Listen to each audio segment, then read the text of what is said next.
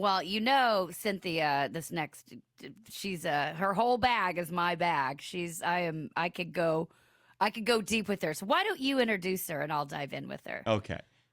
Cynthia Rivard is a spiritual teacher, a business strategist, and environmental advocate. She came into a spiritual awakening later in life, keenly aware of religious paradigms and cultural perceptions of New Age concepts, and instead teaches a timeless wisdom that has been diluted over the ages. What she's working through is a golden thread of truth that's woven throughout all the world's religions and cultures, and it is this thread that underpins her teachings and hopefully will help us create the next chapter for humanity, particularly a focus on micro leaders, which, by the way, is my bag. Your Yeah. bag is this stuff. My bag is how do we set up succession plans for all these crazy, inspired, kooky kids that just get me so excited for them to take over and take us into the future. Cynthia, welcome to Road Gang Radio. We are thrilled to have you on this freaky, feisty, and really fun Flinty Friday. Thank you. Boy, what an introduction. I'm delighted to be here and meet you both. Cynthia, we are so delighted to have you. First of all, let me ask you, where do you live? What part of the country are you? I am now in North Carolina. I was in Massachusetts for over 30 years and recently transplanted. Okay. All right. Good to know. So Jim's over there in New Orleans and I'm in Nashville, just so we're all roll called now around here. We are. But I love that. And I'm gonna walk the line here because the language you speak, I speak that same language with you. But I also, as you hopefully have been told, the vast majority of our audience listening, they're over-the-road truck drivers. They spend a lot of time alone, as you can imagine. They have a lot of time with their thoughts. And so I think this is a great conversation to have as we all, contemplate our lives and what's going on in the world, et cetera. So we'll start there. That being said, I too feel like I had a spiritual awakening later in life. I'll say 7 or 8 years ago, an actual moment that I remember on a plane where I had this moment where I was listening to a podcast. I was looking out the window crying, and all of a sudden I was like, oh my gosh, nothing will ever be the same again. I all of a sudden see everything very different.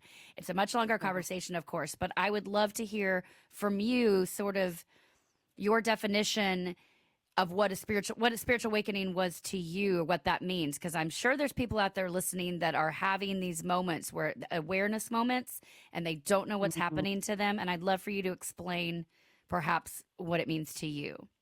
Absolutely. Well, thank you. That's a good place to start because we all have our different definitions that we come into. And a lot of things that I thought I knew the meaning of, I see differently now with a different lens. Mm-hmm. So I define spiritual awakening as just that moment when you realize you can receive communication from something beyond yourself, whatever you call that greater power. A lot of people recognize what they call intuition, but intuition comes from the subconscious. And if you have a knowing and you don't know how you know something, and it hasn't been something you've come across before, it is probably coming from beyond your subconscious. And, I'm conscious of the fact that a lot of people listening may not believe in a greater power, but to me, a spiritual awakening is just recognizing that you can receive communication from divinity. And that's all it is. And the more it's a skill and the more you practice it or just recognize and try to develop it, the stronger it will get. Jim, I would love your take on that, Jim, because for me, that just resonated actually. And I thank you because I'm able to take what you said and probably help myself explain what I'm trying to explain to friends and family about myself. And that makes it more, I don't know, what you said just makes it a little more tangible, even though it's not tangible at all. And because I like to say that I think prayer is talking and meditation is listening. And so what you just said helps me get that out. What about you, Jem? What would be your I kind of take on that. I kind of want to pick up on something you said earlier too, Lindsay, and it's my take as well. But I also want to just kind of ask our guest this. I'm gonna quote REM, and then I'm gonna ask a question based on Joseph Campbell. So, birdie in the hand for life's rich demand, the insurgency began, and you missed it. And Joseph Campbell talks about in his hero's journey the idea of rejecting the call. At some point in the hero's journey, early in the story, they reject the call. They don't take the call to adventure. And I'm just wondering, as Lindsay kind of alluded to, do people reject the call, do you think, or is it often a situation where the insurgency began and you missed it? How do we recognize it when it comes beyond just maybe having an odd feeling or an odd moment of clarity and then being like, I don't want to deal with that and moving on? Because I worry sometimes that people have received the message and have not heeded it. How do we make ourselves more attuned? Because it comes more than once. How do we know not to miss the insurgency when we're asked to participate? Well, again, it's a skill that you can develop the minute you recognize that it's available to you. It's not a special gift. You can set the intention of becoming more aware, and the more you practice and try to receive communication, which is just a knowing usually. Some people get a sensation in their body or just an understanding, a cognitive understanding of something that, oh, this is definitely the way I should go on this thing. But the more you practice that, the stronger those sensations will get. And it's a really deep topic if somebody wants to delve into it, but it's also just the awareness that it's available and possible, and it doesn't conflict with any of the world's religions. It just adds another layer of beauty to it, because when you pray, you are just communicating one way, but the best is receiving. I love. And no, yeah. Sorry, go ahead. No, just that knowing you have that guidance and that love with you always. It's really powerful, and it will begin to inform your direction and all you're doing. And, talking about micro leadership, there's a lot of people, when you asked, do people miss the call? Well, first of all, we don't recognize information coming through what people call intuition, or we don't pay attention to it because of our cultural narrative and our programming that doesn't make any sense, so I need to ignore it. I need to analytically figure this out, or just stay stuck in my comfort zone because that's my instinctual response. Most of us have been trained through our upbringing and our cultures to not trust what can't be analyzed or scientifically proven, and so that's what's going on. And it's just, I like to suggest with all my students that they just not believe a word I say, because that's not going to help. That's like listening to any other authority anywhere, and we know not everything is true that we hear. To be open to all new perspectives and then just sit with it, because the truth will resonate if you're just open to the fact that, well, that may be, I'm not sure, and then just sit with it and it'll resonate. And that will be your inner wisdom, or what people call intuition, just letting you know you're onto something. That's so great. I love that you said it does not conflict with any religion. I think that's a big one, because there's a part of my Christian programming for my upbringing that makes me think, or for a while, not anymore by any means, but for a while thought, oh, if I do this, does that mean I'm going against what I was taught? I'm like, no, actually, I stopped going to church. Now I'm going back and listening through this lens, being like, what was really being said at the time, and we can kind of dig through it, and how does that resonate for me? So when you talk about, let's talk a little bit about micro leaders then, and I know Jim wants to jump in on this. Is there I guess again, we'll ask your definition of it, because for me, I believe that if we work on ourselves, we make ourselves a better person. That is how I change the world. I mean, I think it's as simple as Mm-hmm. that. Because then, if I'm better for myself, I'm better for those around me. Trickle down, trickle down. Does any part of that play into your definition and your work with micro leaders?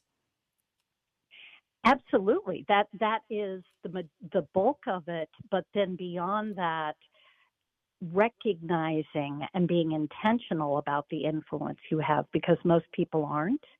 We all are leaders and have influence already, places in our lives, anywhere that we influence through conversation with coworkers or family members and friends, but we're not always intentional and making the most out of those interactions and the influence we can wield.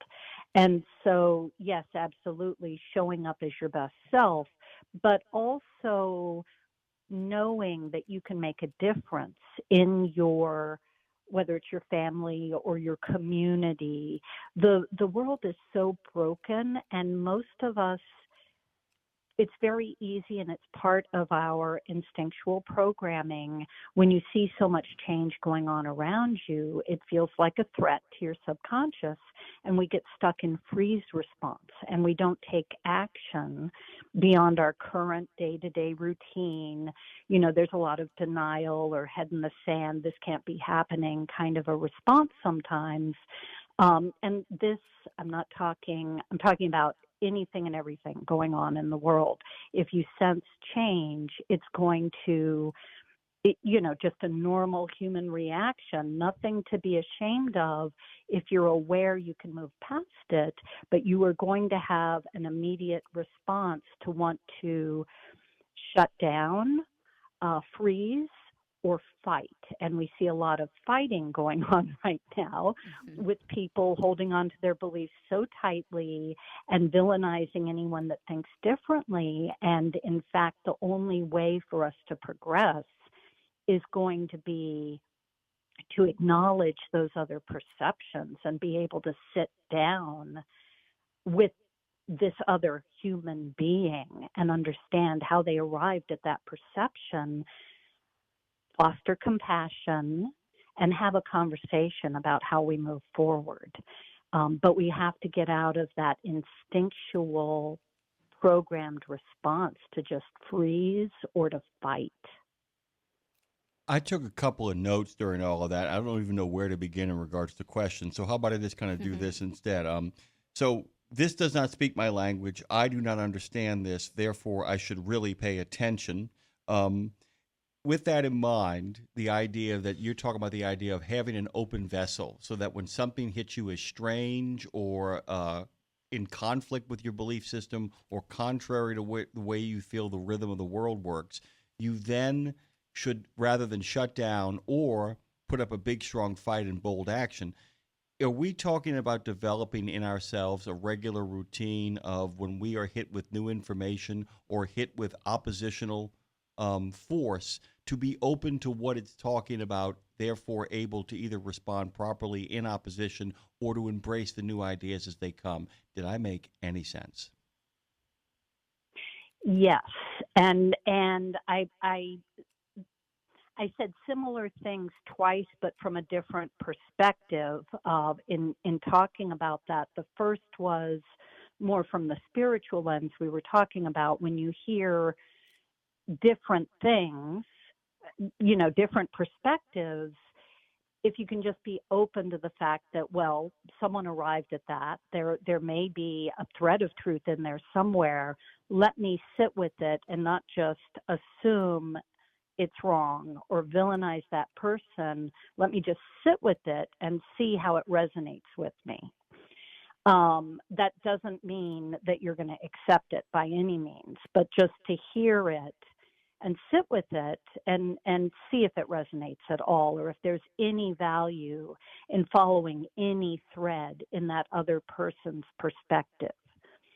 But then the other point that I was trying to make was that when you have a group, let's say, because there's conflict everywhere, not just in government, we find it in every time a group gets together, over something that really requires change, there's going to be differing perspectives and people digging in their heels and wanting to fight to stay right where you are, or to have, their idea moving forward versus hearing what everyone else has to say.